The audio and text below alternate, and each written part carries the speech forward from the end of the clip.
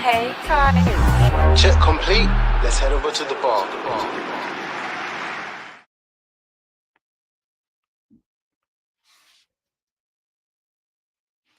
Sound. Well Ooh. gone. Oh, I you're was on. on mute. God damn, I was on mute. God damn. We're back. Like I said, yes, and welcome back to another episode of the VAR Bar.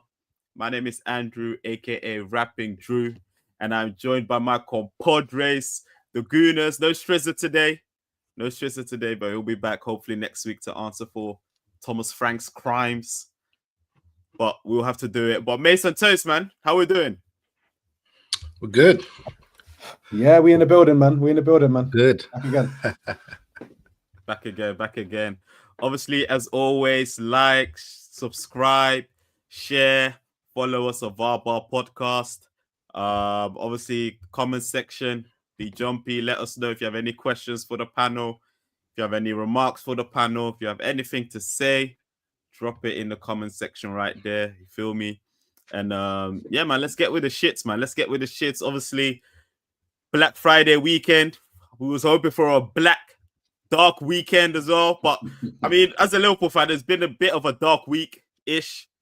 Hoping for, you know, my fellow enemies to join as well, but obviously that didn't happen. But we live and we learn, man.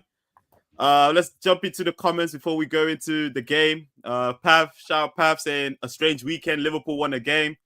Stop being a hater, Pav, man. Stop being a hater, Pav, man. Us winning is actually normal if you know ball. Tabo saying livid. When Tabo drops livid, you know he's livid. Shout out Tabs. Hey, Tabs has been flirting, by the way, to come online. So comment section, everyone else, apply pressure. Tabs, hashtag Tabs. Come online, Tabs on the VAR Bar. I mean, he needs to come on. But yeah, man, let's just talk about the game, man. Chelsea versus Arsenal at the Bridge. Obviously, both teams came on the back of very good wins. Chelsea beat Barcelona, I think 3-0. Mm-hmm. I'm quick to forget, man. 3-0. Yep. Straightforward win, man. Like, I was really impressed with Chelsea. Very. Obviously, at the start of the season, I was like, you know, Chelsea are going to be our main ops. Chelsea are this, Chelsea are that. I got ridiculed for that.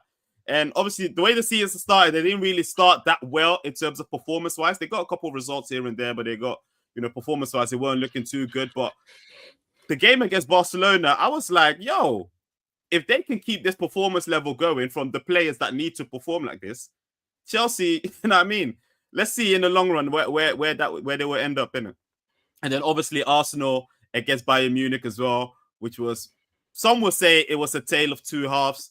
For me, I think it was a brilliant performance from Arsenal, man. Like, I had zero smoke for Arsenal. I thought Arsenal handled the game pretty well.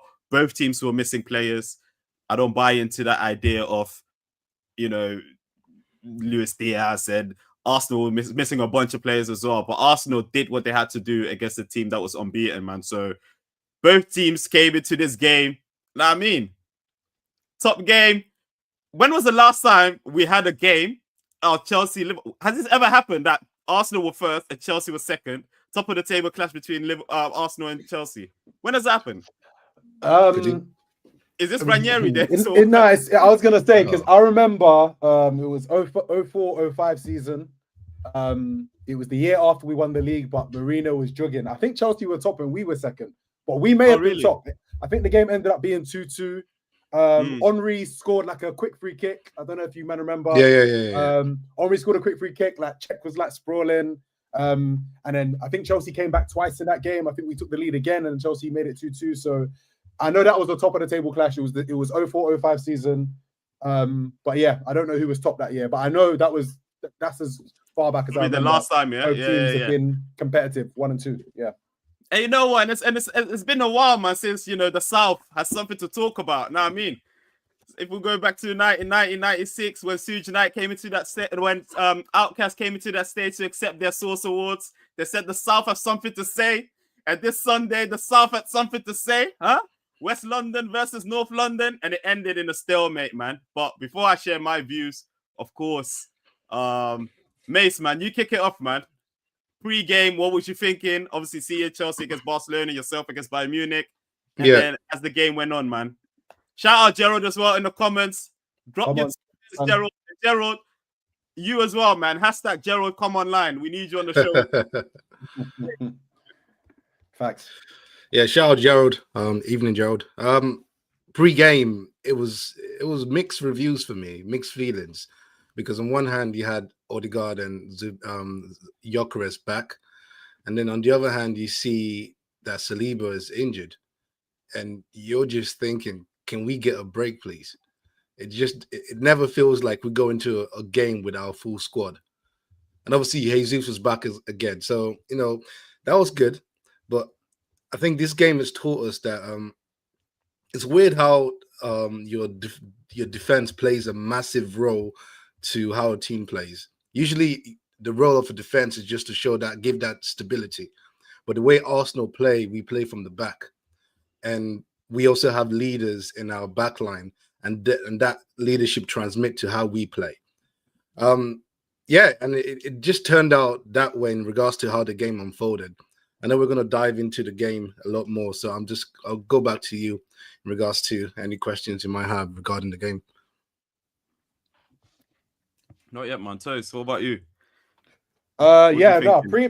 Pre-match, obviously, while I'm not necessarily someone that buys into like unbeaten runs or anything, people were saying after this game that 17 games unbeaten, couldn't care less. But pre-match, obviously, unbeaten runs, there's obviously context going into a game. We're in good form, just beaten Bayern, and I was feeling confident of getting a positive result.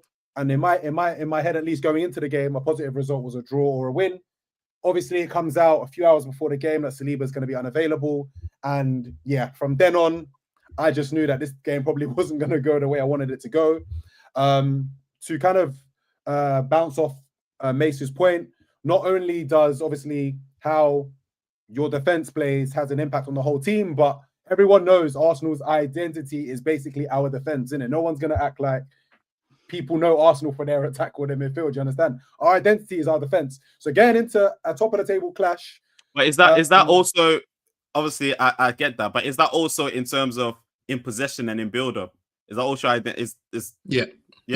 I mean, I wouldn't say so personally, but if you see how many touches Raya gets a game, you see how many passes like Saliba and Gabriel make in between them and in between the back line, and how we always look to progress forward.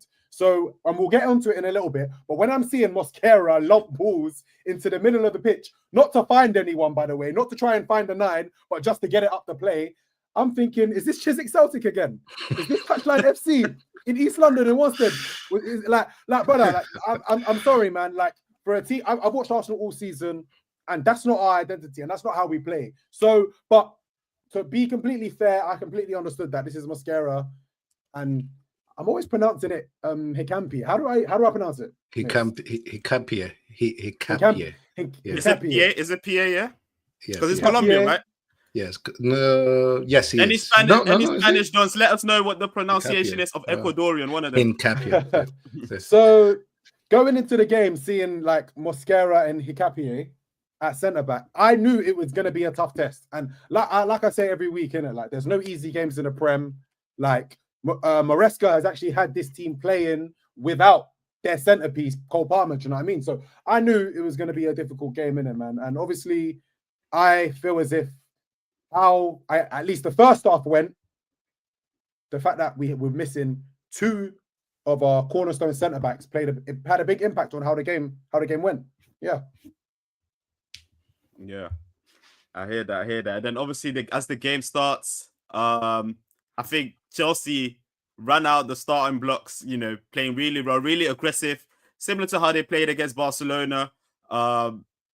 Yeah, they were onto you, man. The same way they were onto Barca, they were onto you, man. And it was funny to see because obviously Arsenal, you guys are pretty, you guys are geared up to that type of performances nowadays, especially this season. We've seen it against Newcastle as well, where you kind of weathered the storm against them. And then, but obviously in this game, it looked like you couldn't really get to grips with it, not necessarily with their physicality, but just with their intensity throughout. You know what I mean? And then, obviously, when Caicedo comes off, I'm thinking, yeah, this should be pretty straightforward because now the main, let's say, like the main blocker in front of their defense for you is out of the way now. So you guys kind of have a free hit to kind of dominate the midfield, which was pretty open. The gap between defense, the back line, and attack was huge. And that's something that we haven't seen from Arsenal before. And I've always said this: when the game becomes a basketball game, Arsenal doesn't like that. You man don't like it when, and that's the only point that I would, and that's the only point that I would take in regards to you man saying the defense, because obviously you could clearly see, like Shalom has mentioned a lot of times as well, like the chemistry between the two centre backs was non-existent, right? And that's why I'm like, we can't really blame them. They did what they had to do. They did what they had to do, kind of thing, and they did it well in general. To be fair, but then obviously Chelsea go to 10 men. They lose an important, not their best player, of course. People will argue Reece James, but they lose an important player in Moises Caicedo. What are your thoughts then? Advantage Arsenal, of course. You must be thinking advantage Arsenal. If you're not, then you're a fool. And you're thinking, okay, now let's go dominate this game. Let's go kill them. Thinking all positive stuff. But of course, it didn't transpire to that effect. We go into the game, the half, we come out, we concede a goal out of nothing. But in my head, I knew we were going to equalize. One thing I trust this Arsenal team is we don't take things laying down. Even though we're playing crap, we will equalize. I do think this, for me, it does come to the defense. And I'll say this: the good thing about Arsenal, if you saw in the Bayern game, you saw in other previous games, that we have, when we play with our full team, we have this propensity to absorb. We absorb, then we dominate, and then we keep on, then we just play out. We just couldn't absorb. We couldn't absorb the Chelsea team, the intensity. We just couldn't do it. The rhythm was off. Everything was off. But we still scored. Bukayo gave a great cross. That battle with him and Cucurella was quite good. I think Bukayo came up top, even though Bukayo wasn't as good. But I think I would say Bukayo won that battle. Bukayo came with it was unlocked. Yeah, and he got an assist. Yeah, Merino, great header. I think he's turned out to be one of the key figures in this game. It's interesting that Theo said at Sky that Merino will play more of the important games, and Gyökeres will be more of an instant. Yeah, he's looking clutch, and it's funny because I think that's the role Merino is playing right now. That's meant for Kai Havertz. But anyways, we have to give Chelsea the credit. Lots of credit goes to Chelsea and how they set up and how they played. It's unfortunate they didn't, for me at least, because I would have liked to play against our top team. But then equally, you could have said, as a Chelsea team, I'm a fan, you could have said, I wanted Cole Palmer in my team. So you don't get what you deserve sometimes. You get the team you have, and we just deal with that. But in terms of positives, you have to, you just have to. I've said this. It's a point. Hold on. Go ahead. Before we go to, we'll go to that point. Gain 2 points. Yeah. Let me go to the chat first. So Gerald said, obviously pre-game, I didn't know what to think. I was confident and not confident at all at the same time, even with Saliba and Gabriel out. I mean, this is what I hear about Chelsea fans in general. Like, you man, as I keep saying, come to the race, bro. See yourself as the big team. Big facts. Saliba and Gabriel are out. Lick your lips, my brother. Even with lip. Say if we played Arsenal right now, we in the dumps. I'll be licking my lips because their two centre backs are out. Lick your lips, bro. You know what I mean? And obviously you played like that. You played like, yo, they're missing important players. That's how it came across. The way the Chelsea players, they were very confident of attacking Arsenal because they know these two centre backs are not, you know what I mean? So yeah, Tab is saying, I think we have to be honest and say we didn't play well. I don't think our defense was the issue, but I hear where Toast is coming from. However, give credit where due. Chelsea were up for it. Chelsea were definitely up for it. What we did well against Arsenal today, going down to 10. Don't know why we couldn't do that against United earlier this season. United, don't worry about them, man. Them man decide to wake up in when and if. You know what I found odd about the game, Mace, and like I don't even want to like big up. I don't want to discredit Chelsea or in any way, but honestly, like it was a sort of game that, and I know there was some debate in the VARBAR group chat just before when the game ended about how much level of control Arsenal had in like the first half. I genuinely, okay, to answer Andy's question first of all, when Caicedo first did get sent off, I was thinking, okay, this hopefully should be game done. If Chelsea kind of just sit back and let us have the ball, we will, you know what I mean? We'll just hopefully eventually pick them apart. Unfortunately, obviously, that didn't happen with the goal because they obviously scored the first goal. I actually kind of felt it was a weird game that sometimes when you go down to 10 men, sometimes it can kind of harm you a little bit because the game does become a little bit stretched. And with Arsenal and the way Arteta likes to play, we feel like we want to maintain elements of control at all times of the game. We don't really play in an unpredictable way. And to be honest, it's a blessing and a curse. You know what I mean? It's a blessing in the sense that you know what you're going to get from us week on week. And if we're better than the opposition, we'll win. But it's also a curse where you get the equalizer after Chelsea score and you're still playing predictably. You're not playing with any intensity. Rather than rattling them, throwing some balls in their box, now you've got your two attackers on. What do? Slow build up with Odegaards. Pass it out to the wings. Back to the centre mids. Back out to the wings. Back to Raya. Like, I always say, like, you've got 10 men. The opposition have got 10 men. You've just equalised. That is the moment to go for the kill. If you're expecting to go for the kill in the last 10 minutes, it's going to harm you because your legs are going to get tired.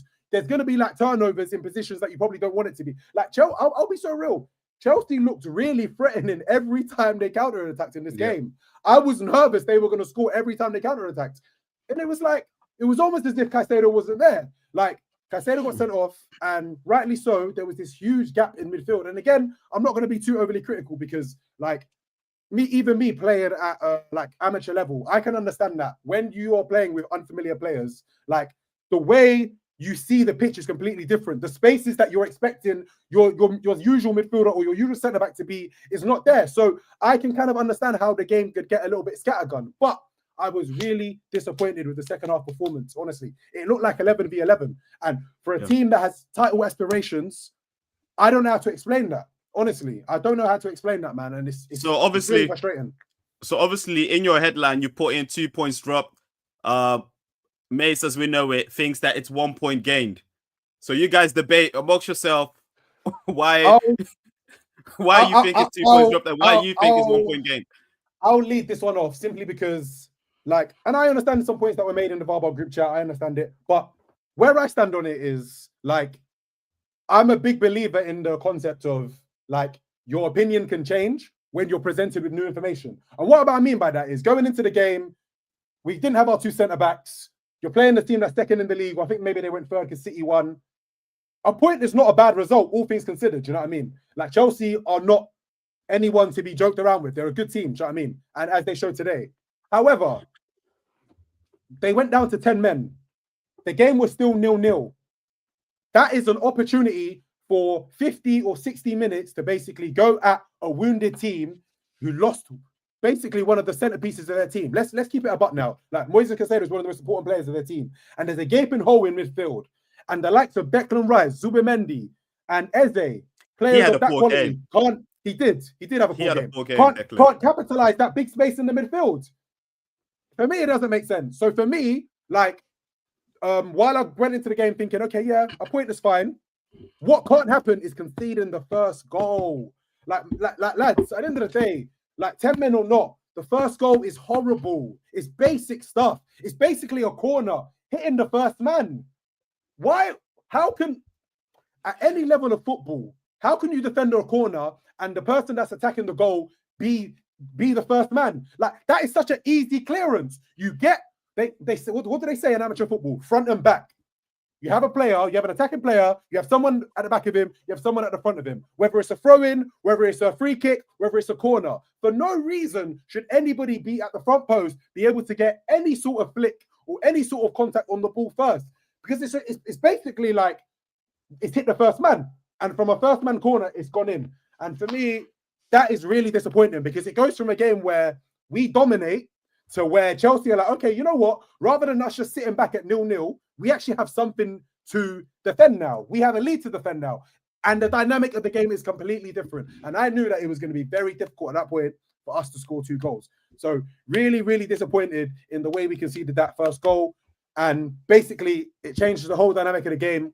Like, this is a game where you don't concede an avoidable goal, you win the game 1-0. I'm very confident that if we had not conceded first, whether or not Marino would have scored that goal, however the game played out, I'm confident that if we had kept a clean sheet in this game, we would have gone on to win the game in some way and get an equalizer and get the first goal, man. So I'm really disappointed. I don't know about that. I hear you. I'm with you. We're aligned in general, but I don't know. I think it would have either, because that equalizer came after sustained pressure. After obviously you conceded, and that's when you guys woke up for that 15-minute spell, and then obviously the goal came out. But then, like you said yourself, afterwards you dropped off again because you thought job was done. Yeah. If Chelsea didn't score, to be honest, I didn't think Chelsea were brilliant in the final third in terms of finishing. Because again, Raya didn't really had a lot to do. No. Other chances skied or went wide or went for corners. He kept his last-ditch tackles. Raya didn't have much to do. So I think if Chelsea were that little bit more clinical, it could have been peak. But yeah, Mace, go on. Yeah. Obviously taking what Toast said into account, he does have some valid points. But I'll start with this. If you were, as an Arsenal fan or just as a football fan, if you're presented with 3 games, Spurs, Bayern, and Chelsea, and you were told you win both games, you draw 1, which is the Chelsea game, do you take those points just from the block? I think most people, admittedly, would be like, yeah, we'll take that. Okay, that out of the way. I think you have to look at the facts when it's presented to you. Everyone here agrees that we didn't play well. Okay. Yeah. We didn't play well. So the high chance of leaving this game with 3 points was very low. We could have left this game with 3 points. If Timber ducked, Gyökeres scores, we win this game. People say, yeah, that's what champions are made of. They play when they're bad, but we didn't deserve that 3 points. High key, we deserve 0. You know, I disagree. High key, we deserve 0 because of how. Yes, but, and no. Chelsea fake pepper, man. Yes. We did not play well. But like I said, one thing I trust about Arsenal is that we will always score. We will always pepper a team and score. So that's why I knew that we weren't losing this game. So the way I see is that we didn't play well. Chelsea were the better team. Chelsea played with 10 men. We didn't play well against a team with 10 men, right? We didn't play well. So leaving this game with 1 point is 1 point game based on the facts. But Shalom, but it's not facts because City won their game. So now City gained 2 points on you guys. They had 2 points more based on the facts of the game. We're not looking at City. Okay, but so it's a point game for who? For Arsenal, because it doesn't make sense, Mace. It doesn't make sense. No. It doesn't make sense. I think you guys, maybe the way I've said the point game, in the way you're understanding it is regards to comparing City. I'm not comparing City. I'm looking at this game. What was the best outcome for Arsenal? Based on what I've seen, that's the point. That's basically what I'm. But that's not a point gain, though. That's not a point, because a point gain on who? For us, it's a point gain from this game. Because you gain on this someone. No. Okay, a point. If I say a point take, if I say a good point taken, does that make it better? Because my position is leaving this game with a point is positive. I think your point is. We didn't lose. We didn't lose the game. Okay, that's how you point gained. I think that's okay. That's fine. Then I agree. That's fine. We are 6 points ahead of Chelsea, 5 points ahead of City. Right? We lose that game, it's disaster. Which could have been 7. But now it's 5. Yeah, that's fine. It's different. But this is right? the thing. Well, this is the thing. Based on the situation, taking the points out of this game, I take it as a point gain, but I guess the phrase a point gain is making you guys see it differently. Of course, Mace, see winning. You know, yeah, go ahead. sorry, Mace. Do you know what my issue is with that take is? Yeah. There's been a lot of debate about how we played in the first half and how the game kind of would have gone on to kind of play out. In my opinion, the way I just look at it is like we weren't amazing, but in a game like that, I've seen us grow in this iteration of Arteta's team. I've seen us grow into games many, many times. So for me, when such a crucial player at such a crucial time in the game gets sent off, that should be the lifeline that we need and the life to kickstart our performance. No one is disputing that. I'm like, this is an opportunity that we had that we've now missed out on because shit, we've not been amazing today, but we're playing against a good team now with 10 men. On paper, we're a better team anyway. Yeah. So go and take advantage and now win the game. So for me, the way the way the game played out, where every single attack they had, it looked like they were going to score. They were really, really dangerous despite having 10 men. The fact that 10 men was basically no advantage at all with the way the game played out. It feels like an opportunity missed. So for me, that's just the way I see it. It's really hard for me to not look at like shit. Caicedo got sent off, and we almost played worse. It's crazy. The thing is, I don't know how to explain it. I agree with you. I'm aligned on that point. I think it depends on how you view it. Whether it's like, what's it called? The cup full. What's that phrase? Whether it's half empty or half full. Half empty, half full. Yeah, essentially, like we can leave this game with taking positives out of it. The positive I take is at least we didn't bloody lose this game. That's number one. That I get. Yeah, we didn't deserve to win this game. We could have, but we didn't deserve to win this game. So leaving with the point, I think you look down the line and you think, okay, we've taken 7, like played 3, 1-2, drew 1. You take it, and you move on, right? That's the way I look at it. And I guess the point gain is, go ahead. With the point gain thing, because let me ask you a question. Go ahead. How do you think Man City looked at this game? Do you think they looked at Arsenal gained a point, or do you think they looked at, they dropped 2 points, we're now 5 points behind them? How do you think City looked at it?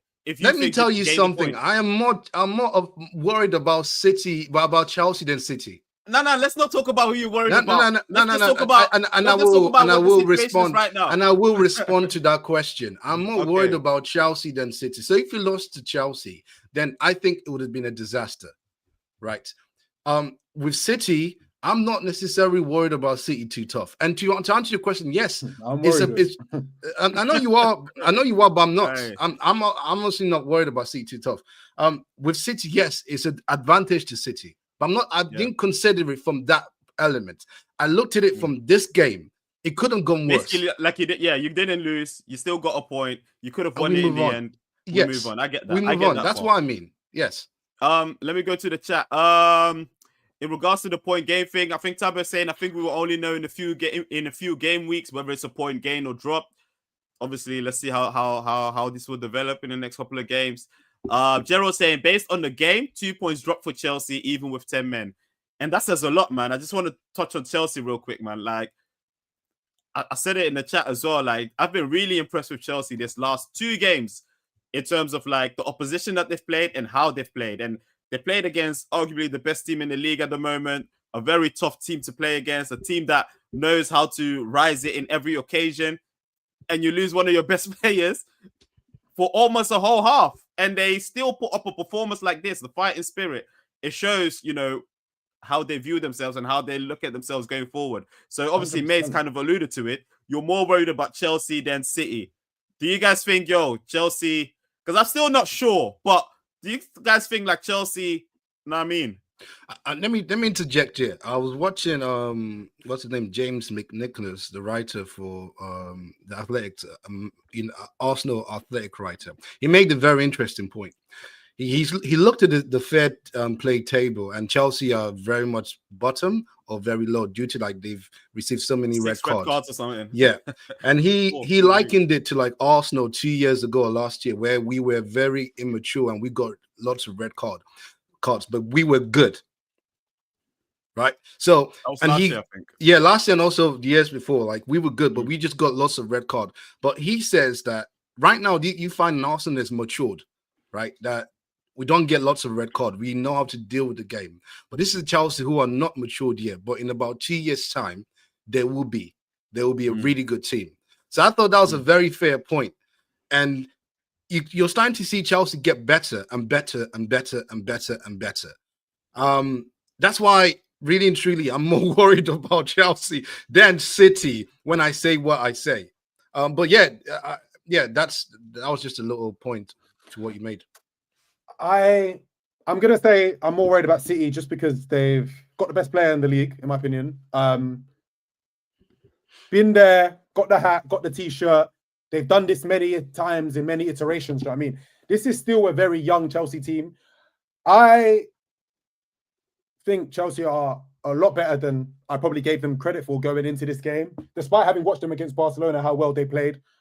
In a million years, would I have expected Chelsea to put on the performance they did at the point that Caicedo got sent off? Honestly, it shocked me. Honestly, like they managed to maintain so much control in that game against a team that is so known for maintaining control in games with a man down. So it was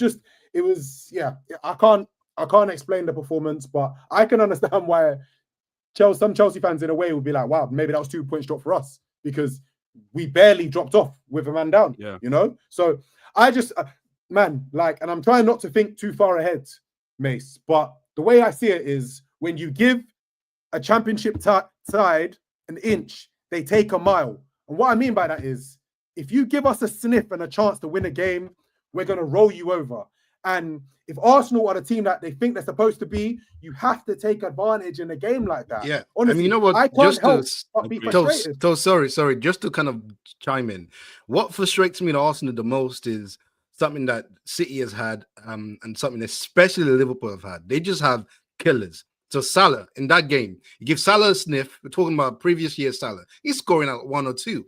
Like you give KDB, you give Haaland a sniff. They're scoring even though they're playing crap. But Arsenal, it just seems it has to be Saka over the top, Marino or some Eze. Like it's never okay. We've been bad, but we have killers, and I just feel like we need to have more killers in this game, in this team. I mean, we're a good team. Your killer's injured, my bro. Your killer's injured, my bro. Angel Gabby. Angel Gabriel. Oh, Jesus Angel Christ. Gabriel. It's a great point, Mace. And maybe I'm being overly critical, and I know Eze didn't play well by all means, but I was not satisfied with what I was seeing from Odegaard when he came on. They keep telling me that he's the 10, he's the string puller, he's the guy that makes things happen. And I'm seeing floated balls going straight into Robert Sanchez's arm. It can't happen. It can't happen. Probably not a good game for Odegaard to play, can't lie. Maybe it wasn't, man. I was just the subs in theory made sense. Like you bring on a creative guy and then you bring on a wide player that's probably going to get balls in the box, but they had no impact. Yeah. And this is the issue. Like City are winning that game. Sorry, City in their prime are winning that game. Liverpool last season are winning that game. Facts. So, United in their prime winning that game because they have killers. We don't have killers. Like, and at what point are Arsenal gonna show up when they need to show up, bro? I think honestly, Toast. I think we're being a little bit. Let's wrap this up, man. Toast is getting emotional. Yeah. I think we're being a little bit harsh. I feel like Arsenal as a team, we're fantastic. We're great as a team, but sometimes. You've seen in every sports in life, talk about the Chicago Bulls, Michael Jordan. Mm-hmm. When their team isn't playing well, he steps up, he does the madness. Everyone has a killer. Exactly. We don't have a killer, and it's annoying. Question though, Mace. I just have a final question, Andy. Like, do you think you would have looked at Arsenal differently had we won this game? Yeah. I think the same, genuinely. If we had gone on to win this game in the adversity, I would have looked at us differently. Now I'm still looking at us like there's more points to be dropped here because I get it. Fine, we had a good week, but what does Bayern have to do with this Chelsea game today? It doesn't have anything to do with it, bro. Points were still dropped. What does 17 unbeaten have to do with today's result? We still drop points, bro. Like we have an ultimate goal. We were given a lifeline and we didn't achieve that goal today. We wanted the 3 points and we didn't get it. Like we have to feel disappointed. Like the way the game played out, we have to be disappointed. Definitely agree with that. I think in the moment for sure, but obviously, like Tabo said, let's see, couple game weeks down the line. You know what I mean, maybe it's a brilliant point. Let's see if Chelsea will be your closest competitor. Maybe it'll be a brilliant point. You know what I mean? But for now, I get the disappointment, man. I think I'll be the same. Gerald saying, I can't be mad at 3-0 versus Barca and a draw with Arsenal with 10 men. I personally want to apologize to Fofana for writing him off. I mean, not yet, man. But he had a good game today, but not yet, because that guy will either get injured, get a red card, or does a madness. Tabo agreeing, the subs were poor today. Noni didn't want it. Vic ghost as usual. Woo! As usual. Toast, the intensity of the games matters. 3 big games in 7 days. Agreed. Yes, sir. Yes, sir. Shout out Chelsea. It was a good game, man. It was a good game, man. London, the South got something to say. Word to Outcast. London back on top, and we'll see how this develops, man, in the coming weeks. Let's move on to my club, man. You see the headline right there, YNWA. I heard the away fans loud today. They were even singing my gaffer's name, and I mean, it was ringing in East London today, man. Obviously, we had a game against West Ham earlier today. That was off the back of a very, very dark Champions League game against PSV Eindhoven. Just said spanking, bro. At Anfield. On paper, we got a spanking. Absolutely got whitewashed in our own gaff. PSV just, bro, I don't even know, man. People say, like, I'm always a bit like iffy about these types of games because yes, as your team, you played well in terms of you did enough to win the game. In terms of from an offensive point of view, let me say that, not from but from an offensive point of view, we did enough to win the game. But at the same time, we didn't deserve to win the game based on how we defended, and it was so horrible to see. And that was if the Nottingham Forest result wasn't me being down and out, then Wednesday night I was feeling sick.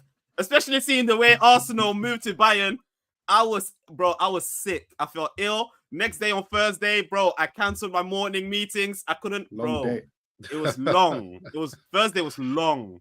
And I was thinking, how are we going to move this? How are we going to turn this around? We got West Ham away as well, who are in big form. We got a couple of results. I'm thinking, bro, I don't know if we're going to win. And I know that I keep saying this. There are 2 stadiums where we always collect a dub when we're good or bad. And that's St. James's Park and that's London Stadium. And obviously, today we went there, we got a clean sheet, and we won the game as well. And I think today was much better. We saw Joe Gomez coming in, filling in and right back. So that allowed, our normal midfield 3 to operate the way they're used to operate. McAllister, Soboslai, and Gravenberg. Isak started the game again. But obviously the big news when the lineup came was Salah got dropped. And based on the game against PSV, it was not at all surprising, man, that he got dropped because for me, at least 2 goals, I blame it on Salah. And I always say, I always say, when I compare our team to Arsenal, you have to defend as a team. How are you expecting a Konate, whoever was right back, Soboslai, Van Dijk, Kirkes to defend well or to not panic in defense when you are just letting man run off you? So Salah being dropped, and I've got no smoke for Salah because it's very clear right now that he's won us the league last season and it was a carry job. So I'm not giving him no smoke. Salah is my GOAT, but he needs to be dropped if we need to drop him. And it was a big call from Slot to actually do that. It's about time actually, and it was much better from us, man, in my opinion. Obviously, there were spells that West Ham, pressured us, like 10-minute spells in the first half. And just after the halftime as well, they came and applied pressure on us as well. I think the goal from Alexander Isak came at the right time to relieve some pressure. And then obviously we needed a second because then they were peppering us again to try and get the equalizer. But then obviously Cody Gakpo, who left the game with a goal and an assist, but he was shocking again today, man. Like, honestly, he was shocking again today. But yeah, I'm happy with the dub, man. It still remains, man. I don't know when my next dub is coming. You might think I'm being boasty. You might think I think Liverpool are back. Bro, I don't think that at all, man. But I'm just happy. Like, can the poor eat, my brother? Thames just wants to see the poor poor and starving. Can the poor eat? Huh? Nah, Can we the eat? poor, Nah, the nah, poor, well, the first- poor are the poor loud, eat. bro. First of all, You're Can the loud. poor eat? Huh? First of all, bro. First of all, I have to let you know, beggars cannot be choosers, bro. Choosers. And I'm not gonna let the Cody Gakpo slander continue, bro. How can man say this is the Liverpool team that have been struggling? By the way, they've lost 6 out of their last 7 league games. Goal and assist, and he said he had a poor game. So what He had a games poor are Wirtz game. having, bro? What game has Isaac been Wirtz had a having, good. bro? Wirtz had a good game. Wirtz had a good game today. Bro, He had a bro. good game. No. It's not by. It's not by goals and assists. Wirtz had a good game. Okay. But what I'm telling Let's you not is, lie.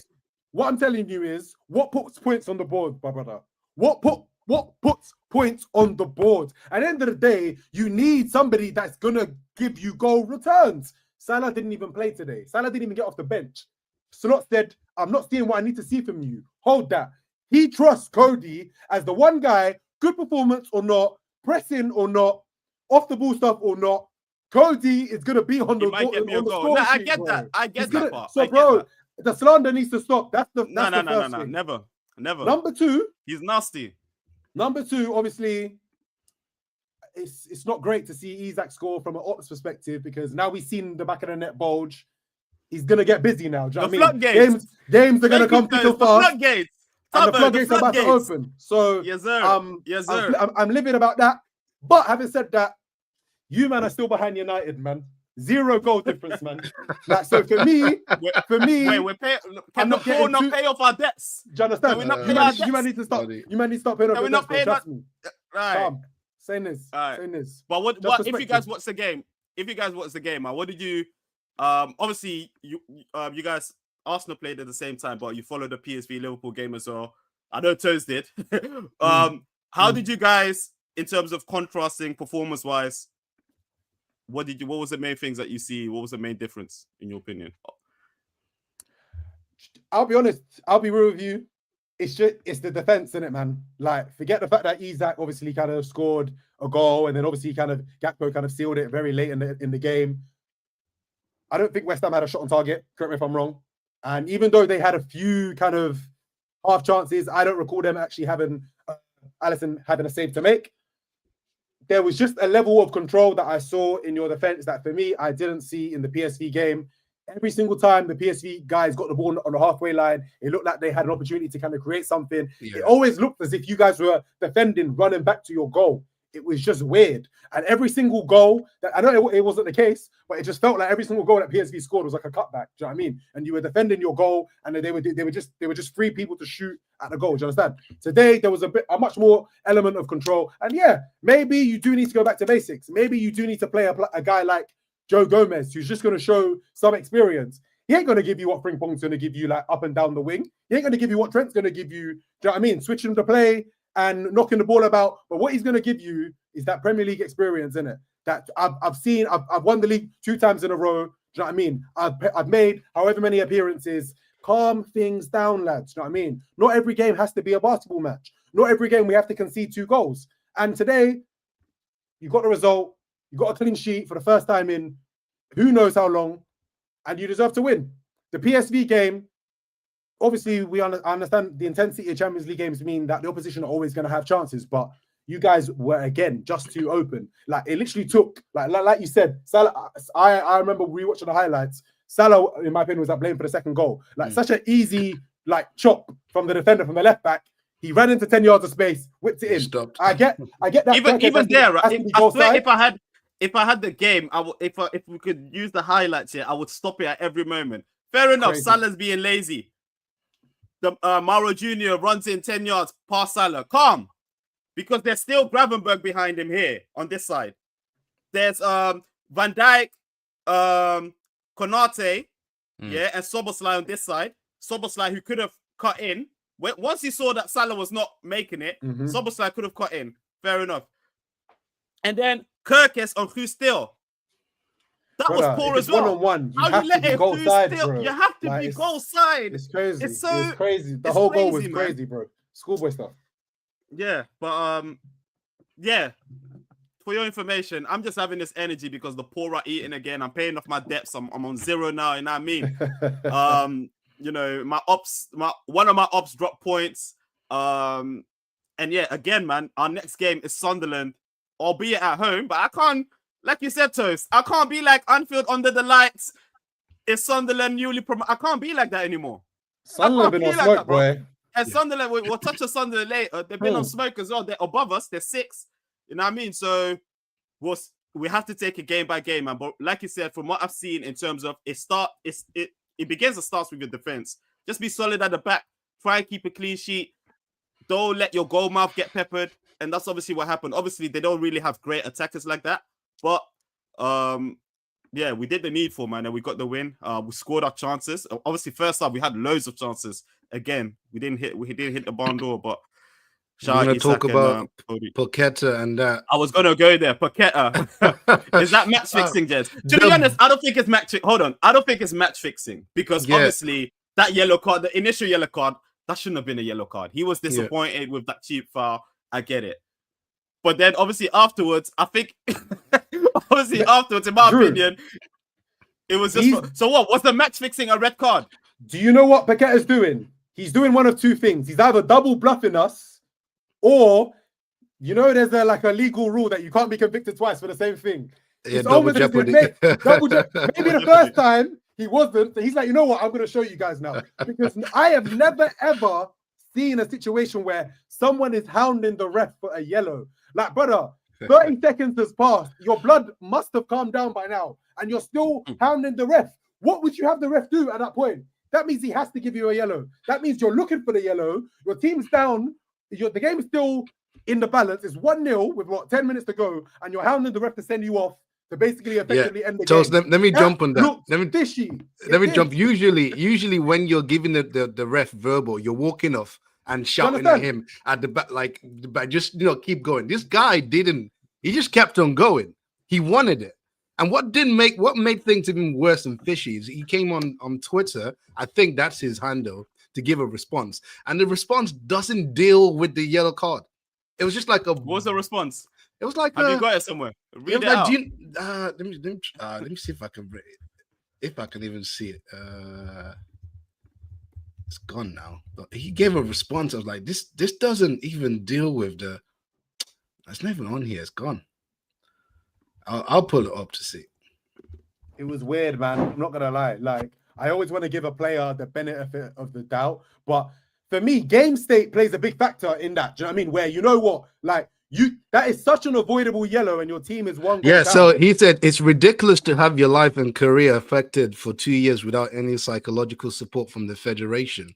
Perhaps this ridiculous behavior is just a reflection of everything I have to endure, and it seems have to continue enduring. I'm sorry if I'm not perfect. Yes, gaslighting. Yes, exactly. Because I ain't hearing that. I'm not hearing that, bro. That was a nonsense yellow, bro. That was a nonsense yellow, man. I also think Bowen needs to go to a top 6 club and be like a second fiddle striker. There's no one buying him. I pop him like Spurs, bro. No big team is buying him. He needs to go to, but be like, or go to a big team and be second fiddle. I think he'll be good. Like who? Like a Chelsea or Spurs? Chelsea, Arsenal, Liverpool, all of them. Bowen is such a Spurs signing. I can see him holding the shirt, bro. That's such a Spurs signing right there. But I rate Bowen in it, man. I like him. He nearly scored a brilliant goal against us as well, man. But yeah, man. Shout out Liverpool. Arne Slot lives to see another day, but you're not saved yet. Sunderland, we need to see 3 points. Leeds, we need to see at least a point as well before, you know what I mean? Because there's rumors going on that 7 points are the next 3, otherwise he's out. So yeah, it's treacherous, man. All right, let's touch on to the other games, man. Obviously the game week started with Brentford against Burnley. It was a 4 p.m. kickoff. Brentford with a 3-1 dub. Thiago, how many goals is he on? Because he's moving brazy. Obviously, when they signed him, he had an ACL. Second to thing. Yeah, he's definitely second to Haaland, right? Yeah, second to He's Haaland. on 11 goals in 13 games. That's a great record, man. It's a great return. Quite a few pens in there, but even the open play goals look decent, innit? Yeah.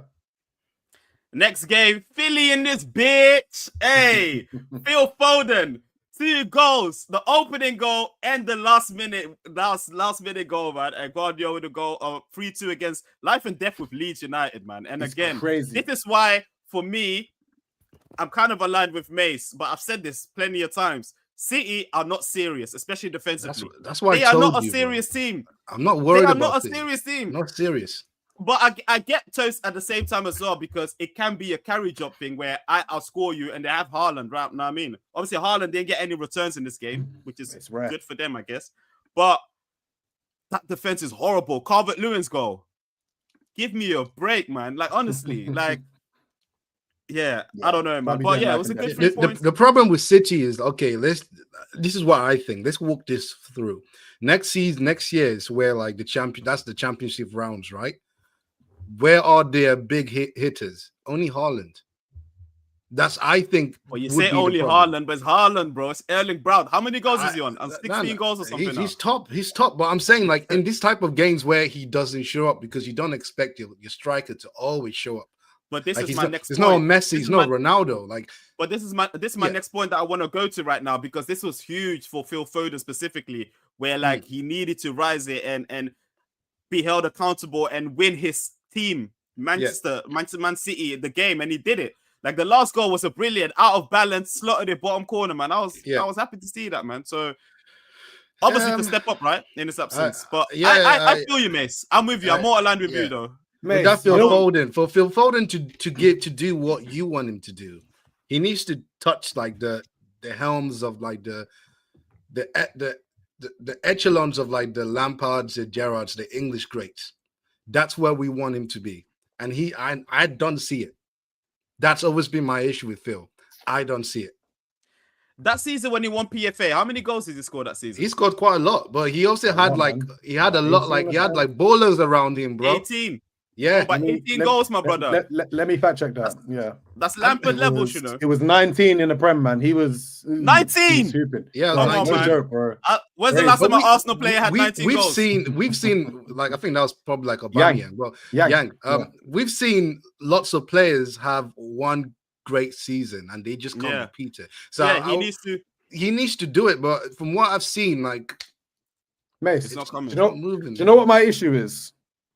Yeah, 5 points isn't a huge gap. And if we're talking about Arsenal having a really good season and a City that are going life and death with Leeds, but are still only 5 points behind us. Let City catch you in April with 5 points. Let them man see you with 5 points in April. This is my issue, bro. Like, let City like win 10 games straight between, like, I don't know, Jan and Feb or Jan and March, bro.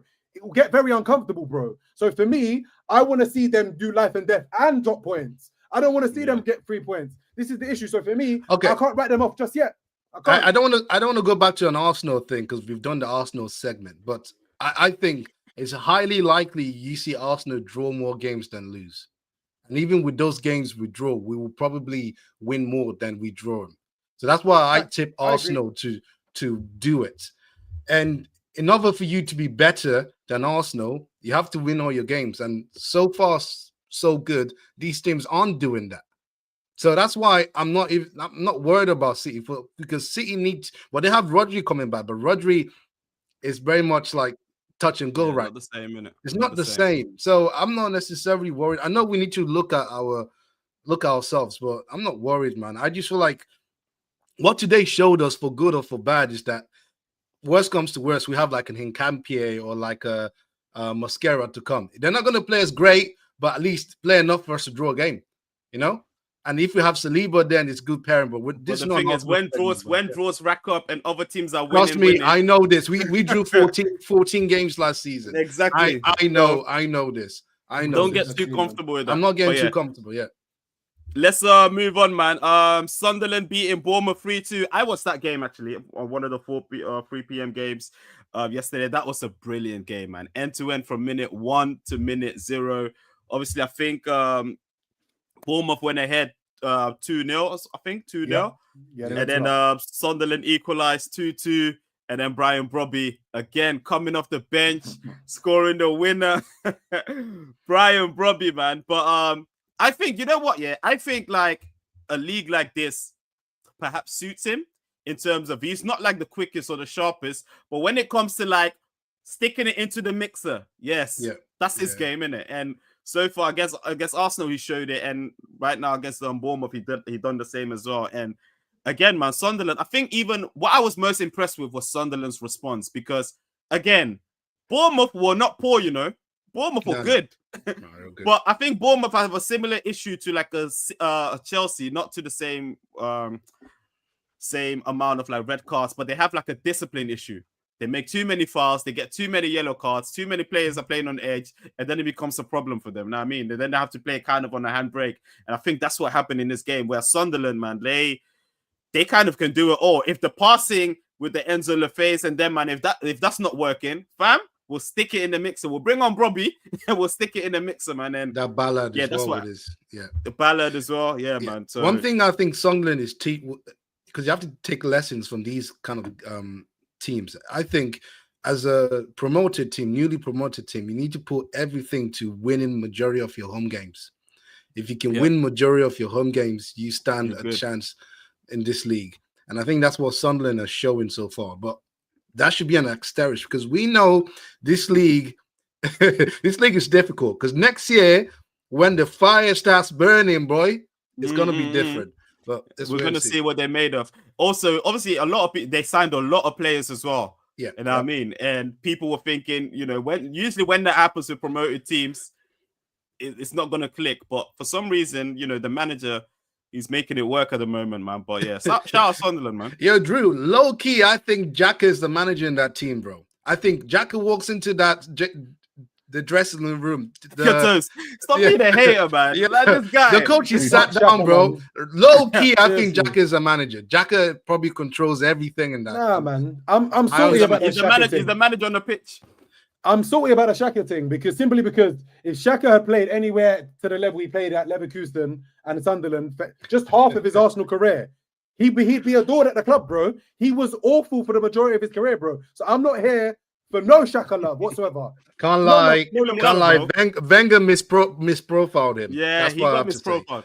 Wenger misprofiled. Teta came in once. Special. Yeah, Teta came in, it was different. But let's move on. We've had this Xhaka conversation so many times. Let's move on to the Everton-Newcastle game. Newcastle, they played midweek as well. They won their Champions League. Who did they play? They won their Champions League game. Didn't they lose to Lyon? They lost to Lyon. They lost to Marseille.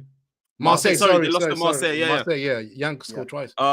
Young scored twice. And then went away to Everton and beat them 4-1, which is really surprising. Everton quite decent at home. Malik Thiaw. That is a centre-back that I've been really, really surprised with. I've had no hopes for him when he came to the Premier League from AC Milan. I thought he was like, not donkey, but just normal. But he's very good, man. He's very good. And like I said in the chat, man, Newcastle, they're having the last laugh in terms of transfers because they were being ridiculed the whole summer. But Nico Waltemada, again, another goal.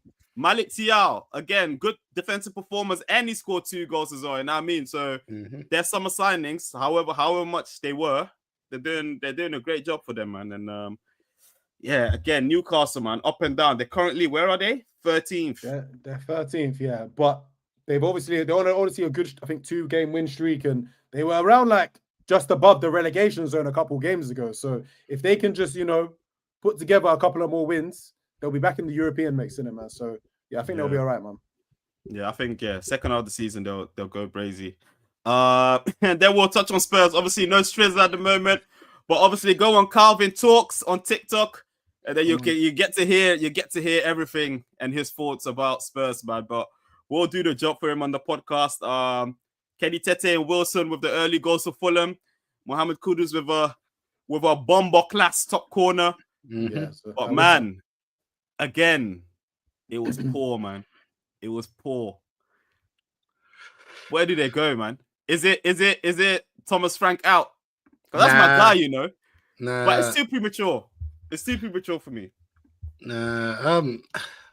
Question is though, like, what's going on? I think that's the question. What's the issue there? Because you know what it is? Yeah. For me, for Tottenham, I just hate their personnel, bro. Honestly, I just don't think they have particularly great players for a top 6 team. Like, agreed. I look at the team top, like up down. It's not good. Like United, for instance. So United and Tottenham were mates last season. They were basically one or two positions away from each other. But obviously, with the players that United already had, like the Brunos, for instance, and then the players that they brung in, like the Cunhas and the Mbuemos, you understand? Like the Diallos. There's quality there that you can work with. there's going to be growing pains, and we'll get onto that when we get onto the United section.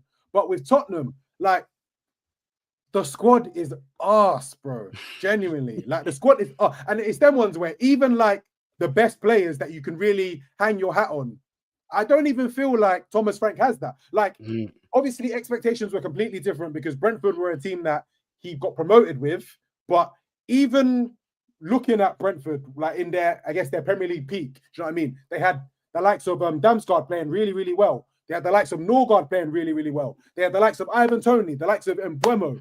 And for those kind of players for Brentford at that level, they look really good. Like, who can Tottenham really hang their hat on in this team? Like, and as much as I love Kudus, you're not going to feast with Kudus if Kudus has to drive the ball 60 yards every single game just to get into an attacking position. It's not going to work. Like, he has to do so much just to get into a good, dangerous position. Everyone knows my thoughts on Moani in it since the World Cup, in it, man. So I'm not going to talk about my man. But just looking at the rest of the squad, it's abysmal, man. It's so. I'm not inspired by that. I think that's really harsh, man. I don't think. This is another great point, Andy. Just to I actually want to quickly round up my point because my brother's a Tottenham fan, and we were having a chat over dinner while the game was going on, and we were talking about the derby from last week, and I was like, man, I'll be real, like, and as I said on the pod last week, that was one of the easiest derbies I've ever had. But as I've said on the pod previously, and I was saying it to my brother, like, we've gone into derby games via like the Van der Vaarts and the Bales and the Adebayors, players that have really given us a tough day during the game. And I'm not seeing that level of quality. And why I actually wanted to at you was because you were the one that you were always so hell-bent on Pochettino out. Pochettino's a fraud. Pochettino this. Can you concretely say since Pochettino left, Tottenham have elevated at any point? Yo, Toast, I just want to say something to Drew. Told you. I told you. Pochettino is their best manager. Told you. Pochettino, on the Pochettino, they fell off, bro. No. They fell off on the Pochettino. Because Champions League final is season they were horrific. They fell off because Levy did not invest in their team. You just can't handicap a manager like that. You need to invest. My issue is, Drew, can you hand on heart say that Tottenham have ever peaked higher than Pochettino's peak? Of course they haven't. So that means the grass has not been greener, in my opinion. But they've been regressing with Pochettino. That's my point. They've been regressing with him. It wasn't he left on a high. It's not a Sir Alex Ferguson situation where he left on a high and then no. But now they're in hell, bro. Now they're in hell. That's the issue. And the thing is, like, the last couple of years have just been, we just need to get a trophy. So Tottenham have not been thinking about sustainability. They've not been thinking about anything. We just need to get a trophy. Now you have the trophy. They signed that Leeds done. Bergvall. They've got a couple of young players. Well, Archie Gray. Bro. Archie Gray. Yeah. Hey, man. The thing is, actually, whilst we're on that conversation, let me bring up two things. One, let's discuss. One, do you think I am, so look at this, I'm an up and coming, like a world beater from France or Portugal, and I'm presented three situations, three projects: Spurs, Bournemouth, and possibly United. Who am I going to on this current form, at this current kind of situation? Who am I going? I mean, well, Spurs are definitely the team you're going to last, 100%. You know what I mean? United are very much game to game. So right now, I'd probably put them second. I'd probably have to say Bournemouth because Bournemouth are probably the most consistent out of all three, if I'm honest. Yeah, because you possibly Drew.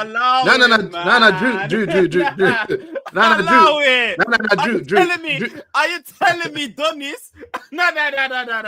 Yeah. Are you telling me? Let's say who? Let's say Kenneth Taylor, for example, from Ajax. He's not a world beater, but obviously he's probably someone that will move along, a midfielder. So United, Bournemouth, and Spurs come along. You'll put Spurs below Bournemouth ahead of Spurs. Is that what you man are telling me? 100%. And the only reason that I might put United ahead of Bournemouth, if I did, is the name alone. Honestly, bro. Like, honestly, you're going to Spurs. Bro, that's a disrespect. Drew, Simmons has literally just see what they're saying about your club, Chris. They've forgotten about him already, bro. They're ready to move on from him. They've forgotten about him already, bro. Koulibaly came. Odobert came. Tell came. Starboy at Bayern, bro. They're ready to move on from him, bro. Spurs is a graveyard. What am I coming to do at Spurs? Archie Genuinely, what am I Gray, coming to do? nothing. Like even Look at Troy Bird, Parrott, nothing. hooping for Aidan Alkmaar, hooping. He didn't even get a look in at Spurs. He didn't get a look in. Clearly, And- there's no objective Arsenal fans tonight. And this is the thing, the second bit, and this kind of centers around Eze, and I think this is the issue with Spurs. Like, if you have a man you want to go, just drop the bag. Because the problem is, and this is my theory, it goes back to the first point. Players would rather go to another team than Spurs as it stands. Right. So if you have a player that you really want, I think you guys are being dishonest in terms of Okay, the fair Bournemouth enough. thing. That's dishonest. But in terms of like your peers, Arsenal, United, Liverpool, of course they would rather go to those. True. I saw. Hold on. I saw like on the Pochettino, which will make you guys' point. I saw like Sadio Mane's interview with Rio Ferdinand, where he was like he had to pick between 3 teams, and it was Liverpool. I think he said United came first. yeah. He couldn't deal with Louis van Gaal, so he put that on the side. And then Spurs came, so it was between Spurs and United. And he basically agreed with Spurs, basically, until obviously Klopp came, and then he came to Liverpool. And I mean, so in that sense, are you saying that Spurs' status has regressed from that point onwards? So now, I'm just saying. you man are telling me Bournemouth let me deal with it. are ahead of Let the me deal with picking it. order. Firstly, I wouldn't That say is crazy. firstly, secondly, I wouldn't put Bournemouth. I won't put Bournemouth first. I'll put them second, just because United will always be an attractive. No. But proposition. between Spurs and But yeah, and Bournemouth, I'll put Bournemouth higher than Spurs. One is that as a recent player, obviously recency bias plays a lot in people's decision. You look at Dean Houston, you look at Thank you. what's This his is name? my next You point. think, okay, cool. Like these are the guys who came up. They came into the league. They played well. If I play well, like big teams like PSG, Madrid would be after me because these people play good football, right? So I can play good Who football. is I the look why good. did Xavi I'm Simons pick attracted. Spurs over Chelsea? Pardon? Why did Xavi Simons pick Spurs over Chelsea? I think it's more like Chelsea were more like lukewarm on him. I don't think Chelsea were out to go get him because we know if Chelsea want you, they will spend the bag on you. They don't even care. They'll blow the bag. And in Simons Spurs wanted to be training situation- with the under 23s in 6 months. exactly, Come exactly. on, bro. In What Spurs you doing, situation, man? they just lost Eze, so they had to save I face. think the Bournemouth thing is outrageous. All right, Chat, man. let me know what you guys think. But I think True. we have to rate Spurs.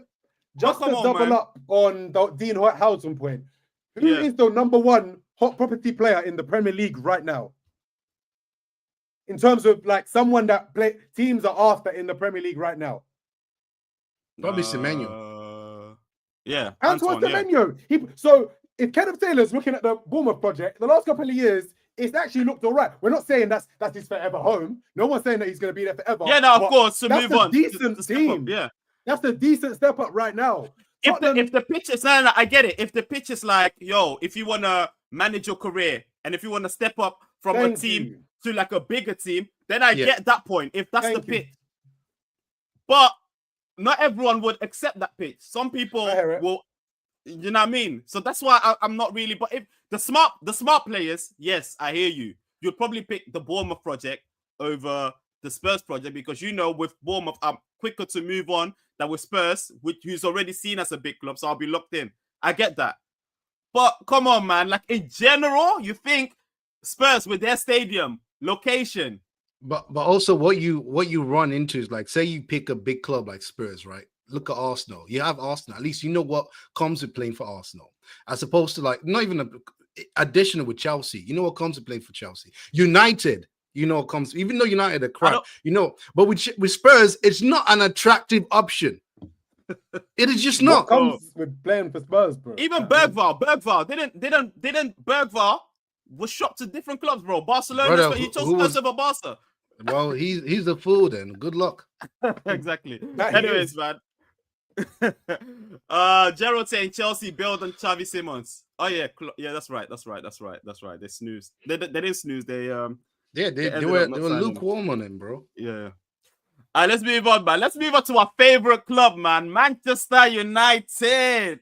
Honestly, United are actually my favorite club in the world, man. Besides Arsenal, but Arsenal are good now, so y'all are second place now. But United, bam, I get warm watching United, and I was looking forward to this game, man. Palace, Selhurst Park. Palace, you know what I mean? Not nice. Early It's not kickoff. nice over there. I looked at that game. First half, Palace were all over them. Palace should have been 2-3 up. If Mateta had at least 2 chances to add on to his penalty that he by the way, that penalty rule with that double hit is bullshit, man. Because I think that's double hitting it is even you're more likely to miss than score if you're hitting double, right? When you say you don't like it, because when it first happened, by the way, have they changed the rule? Because when it first happened, I thought a double hit means that. Oh wait, no, sorry. Okay, when you double hit the ball and it goes wide, what happens? Nothing happens. Nothing happens. Yeah, but when you it's score, when you score, it's when you score. Yeah. Okay. So I think it started after what's his name plays for Atletico when they played in the Alvarez. No, was it Champions League? Yeah, Alvarez. Yeah. I think that's when they decided to ice it. Or I can't remember. I know there was a shit that came up from the. But anyways, yeah, proceed. Yeah. Anyway, yeah, he bagged his second goal, and I think he should have scored. He had 2 other good chances that he should have scored as well, and I think the Japanese don Kamada,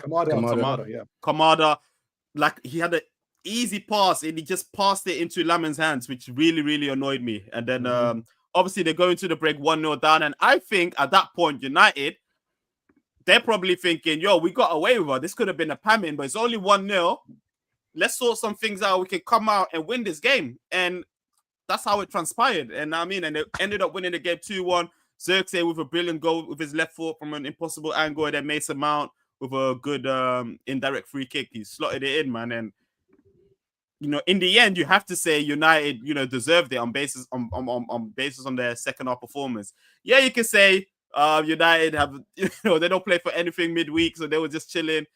But obviously, Palace, they were playing on Thursday, so they must have been tired, and it looked like that. And obviously, Glasner, I don't know if you guys watched his presser, but he was sending shots to Parish and them, saying that, yo, you man were just sitting on your ass.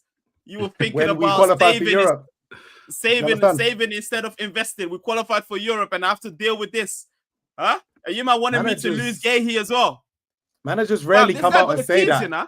He stood on business, bro. Yeah. Managers are always so they keep it in house. They try and do the PR thing. Yeah, he was hot today, bro, because he knew I can't. My team. The problem is I can't play midweek on Thursday and then put out pretty much the exact same team against United, bro, and lose to Amaru Faithful too. I know he was heated today. I know he was heated, man. He was heated because man, that was funny. At the same time, I'm like, yeah, I hear that, but you should have. They had enough chances to win the game, man. Very good chances, not half chances. Even the last minute free kick. You know, they hit the wall. And I mean, Veni, nonsense. Yeah, Veni, yeah. If I want to be nasty and run agenda, yeah, United are 6th place. But I saw a very interesting stat today that United equal with Arsenal for 10, I believe, set piece goals. So is it Amarim coaching or is it just set pieces, isn't it? When would it run out, man? When does it run out? Do you understand? When would it run out? Is it sustainable? Is it Amarim coaching or set pieces? No, because people want to do stupidity when Arsenal are benefiting from set pieces. They don't want to give certain people credit, but now, Amarim's turned on top. But no, I'm going to say it again, as I said in the Barbell group chat. United can't trick me, bro. And I say that because you go 1-0 down, you go 10 men for one of the most nonsense red cards I've seen, by the way, in a long time. Idrissa Gana Gay slapping Michael Keane. Oh yeah, we need to touch on that one. Forget the 20-25 shots you had. Everton looked comfy in that game, innit? I was like, Everton will probably get something from this game. If United might score 1, but I'm sure Everton are getting something from this game. Within 10 minutes of that red card, Sean Dyche set the man up to say, you know what, come and score. And they couldn't. So for me, United, they're a strange team. Because Moyes. Sorry, apologies. David Moyes, thank you. Because the way I look at it, if United fan look at it at the top of the week, you've got Everton at home. Yeah, we should probably win that game. Like we're in good enough form.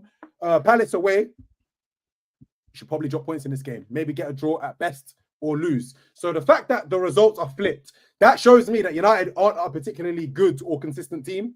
They're just getting by.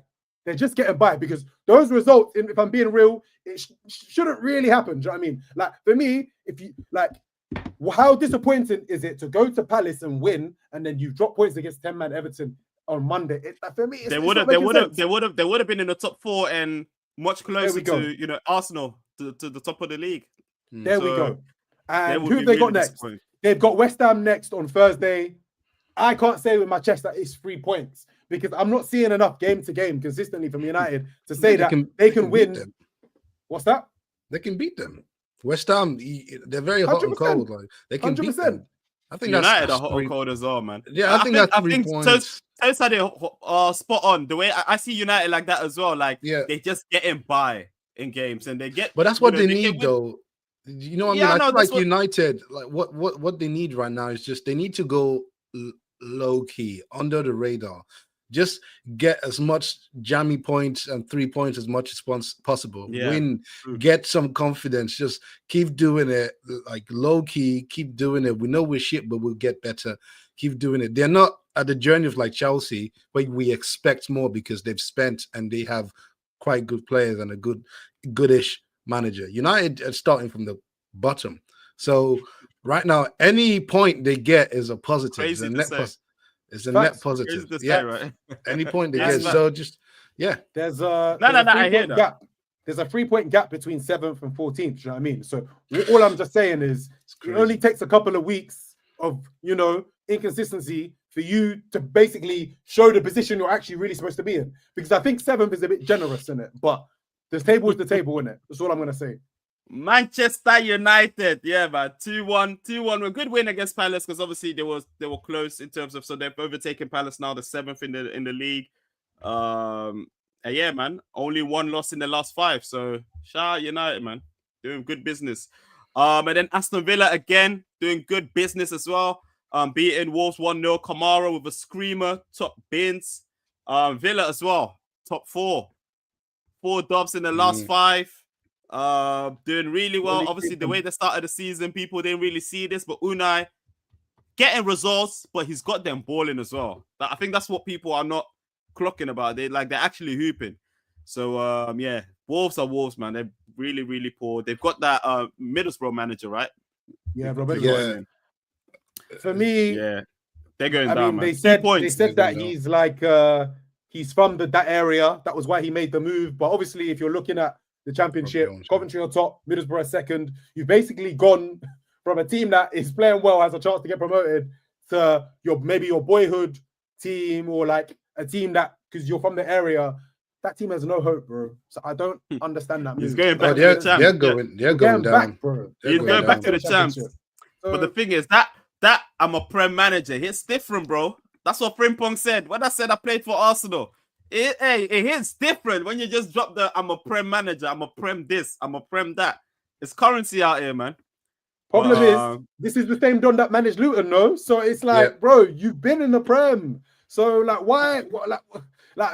Man, I just think like, I actually think even if you didn't start the season, your PR takes a hit when you're a manager that gets a team relegated. Your stocks take a hit, in my opinion. Yeah. So for me, I just didn't see why he would choose now at this moment in time to come and save this Wolves team that we know that they're not equipped to stay in the Prem. Lads, they've got 2 points from 13 games. Like, they are so far off the safe zone right now. Anyway, man. Minus 21 goal difference, only 7 goals scored, 28 against. That's 8 less than Liverpool, by the way, which says a lot. But yeah, you're right, man. And then let's go to another team who are really, really going under the radar, picking points, doing the needful quietly. But that's Brighton getting 3 points away at Nottingham Forest. The Kuiper and Simas with the goals. Fam, no one talks about Brighton, but they're 5th. No else in 4 games. 22 points. Calm. The problem with Brighton is they play great football, but when they meet a team with sense, that team just fucks them over. And that's the problem with Brighton. They don't have a plan B. They just have a plan A. And when they meet a team that can defend and are robust, they will falter. So, I mean, the way they play is good for a top 8 finish if they play to their potential. That's what they should aim for. And that's basically what they should aim for. So I guess that particular style of football works if you're playing it. But if you meet a team that can defend, then they suffer. That's just Brighton. And you can see, you saw the EFL Cup, Toast, how they just, they played beautiful football, but they couldn't finish. And we just killed them. And that's but that's what it was. They couldn't finish, but they did. They had good chances, bro. No, they should have been 2 up as well against man. I agree, but what I'm saying is that this was like a weakened team, right? But when you play a better team that can defend, that can like control you, then you will suffer.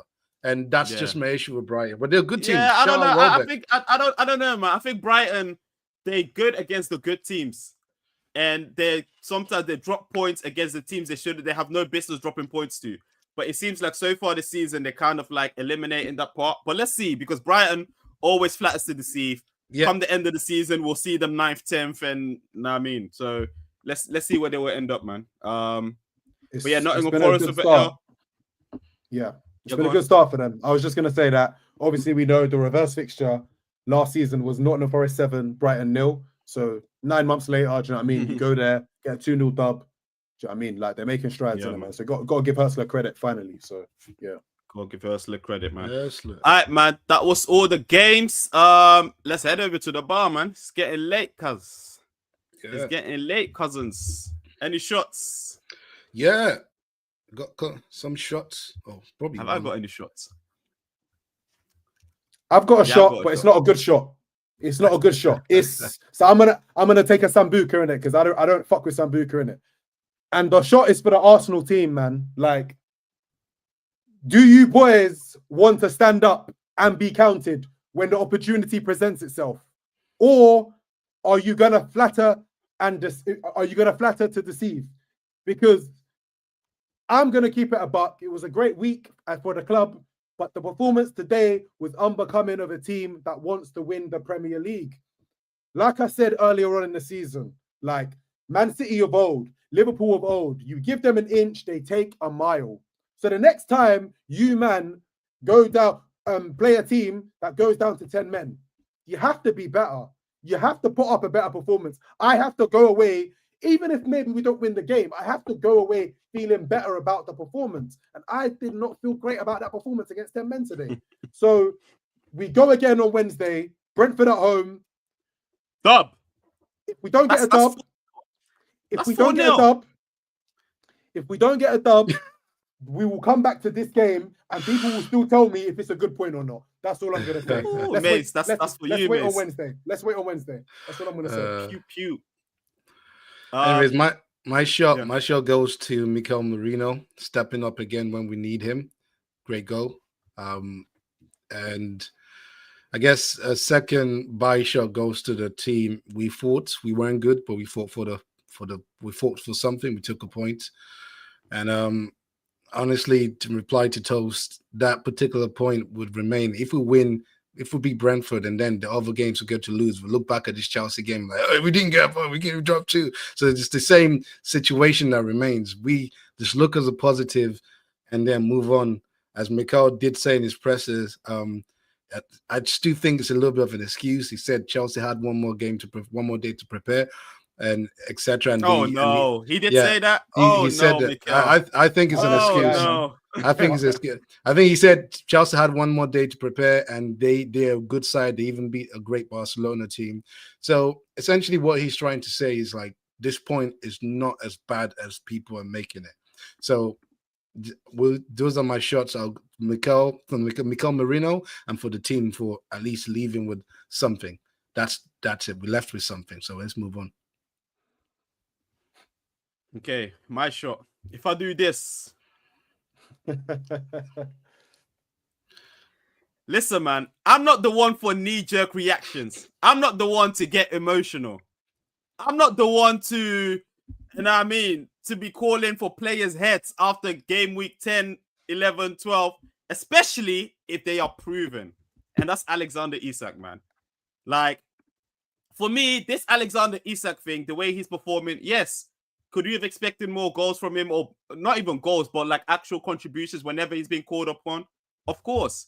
But the way his situation has played out, it was very unlikely that that was going to happen straight away in terms of like him not having a preseason, him not training properly, and him having 2 muscle injuries in the midst of all these games and everything happening. Not only that, obviously the club that he plays for are in a terrible, terrible vein of form. So it's going to be hard for him to perform well if the others are not performing well. But I was really happy for him to, you know, get the opening goal today. So not like the second goal, but the opening goal to break the deadlock. You know what I mean? Because I think that will do a lot for his confidence. And the way he took the goal as well, that was just vintage Alexander Isak. First time, the only place he could hit it, he hit it and it went in. You know what I mean? And this is what we need. This is the type of clinicalness we need from him. And I thought, personally, his overall game today wasn't amazing, but it was good. You know, he had a few other chances as well. A couple of chances where, you know, the keeper, where he could have had a tap in, but the keeper was just there. You know what I mean? So he was a little bit more sharp, a little bit more hungry to get a goal, to get there, to be in the box, to be the poacher that we know him to be. And I just hope that this will, you know, open the floodgates for him now, man. I don't know how many goal returns I'm expecting from him this season. But 10. I need 10. I need 10 by April, Alex. I need 10 by April. So he's got 1 for now in the league. And long may it continue, man. Alexander Isak, that's my 9. My 140 million signing. You get me, Mace Toast? That's my Shout out, I suck. I suck. Gerald says, shot for Reece James. Nothing else needs to be said. Reece James has been immense. Man of the match. Man of the match, man, today. He ran for, especially when Caicedo went off, he did both jobs, man. So shout out to him. And I've been telling people, man, I've always said, even when Trent was local, I prefer Reece James because Reece James can give me more in different times of needs within a game than Trent can. You know what I mean? So Reece James' only issue was staying fit. And obviously this season so far, for a year, for a whole last season as well, he's been pretty consistently, you know, playing games at the moment. So this is what we need from him as well, man. So I think successful Chelsea will bank on a fit Reece James, man. Fit Reece James, and then obviously the sky's the limit for Chelsea and what they're going to do in all the competitions that they're in. But yes, this was it, ladies and gentlemen. Thank you very much for joining this pod on this Black Friday weekend. The chat, thank you very much. You know, for pulling up as usual. Like, share, subscribe. If you haven't liked this video, please like it. Mace Toast, thank you very much for joining me. My name is Andrew, aka Rapping Drew. We are the VBP boys, and we out. Peace. Nah, let me do this one. Peace.